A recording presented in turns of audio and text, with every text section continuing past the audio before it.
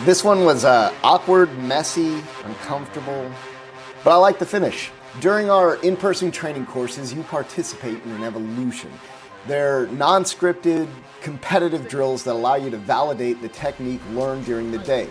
We're not making a judgment on if force is justified or not justified. It's simply an opportunity to test the techniques under resistance with the added friction of a conversation. So no, you can't stab someone simply because they hit you, but for the purpose of validating technique, you must use the curriculum, and during this evolution, you are gonna finish on the knife. That's the goal. Let's see, we have Awkward Wes approaching Mustache Wes. Mustache Wes must use language to keep outside wingspan. We refer to that as managing unknown contacts.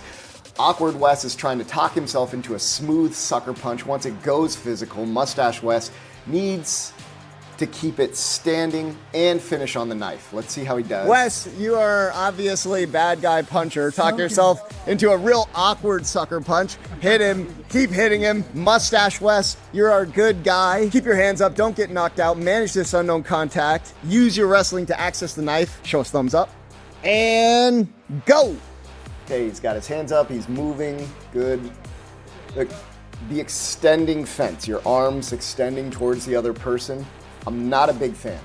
The farther your hands get from your head, the longer it's gonna take to get them back to your head if someone does launches upon you. And if you didn't know you were in a fight and you get launched upon unexpectedly, it's gonna be hard for you to mitigate that initial punch. Hopefully you don't get knocked out, you stay standing and conscious so that you can get in or get out, but it's really hard to see that first hit coming, especially when you didn't know you were gonna be in a fight.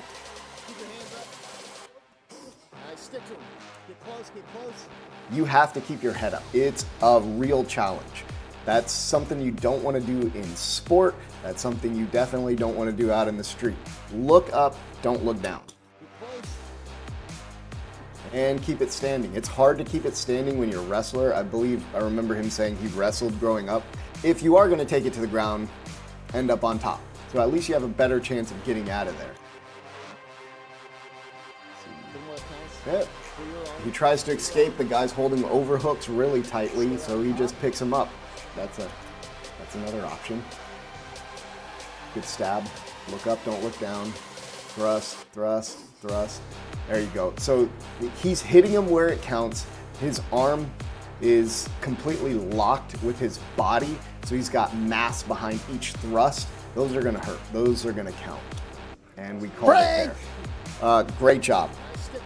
Managed the distance. Didn't get knocked out. Tried to stay standing, but it did go to the ground. Nevertheless, he ended up on top, so that's still good. He tried to create distance. The guy stuck to him. He got back to his feet. He had the knife in hand, started